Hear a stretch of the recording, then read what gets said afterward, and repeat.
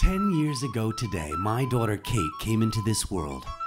The third year of the third millennium. 4 days after the use of cell phones while driving was outlawed in the United Kingdom. Coincidence? There are no coincidences. Sorry, of course there are. She was born 4 years before the iPhone, 2 years before YouTube. It was an innocent time, before reality stars had agents, before Amazon Plus or Netflix. It was the year George W. Bush led us to war in Iraq. The DVR was the latest convenience, and Miley Cyrus was 11.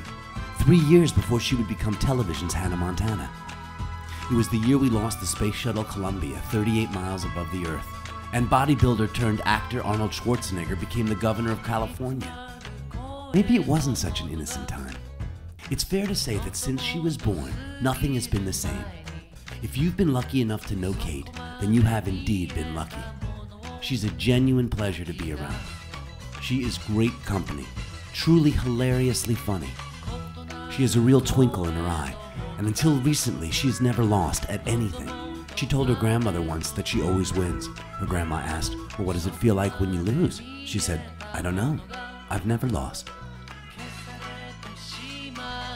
Kate has charm, the real deal charm. She can talk to anyone eye to eye and make them smile. Always has had that gift. And whenever the radio is on, it always seems to be playing her favorite song. She is kind, really kind. She was born with a big heart, and it has only gotten bigger.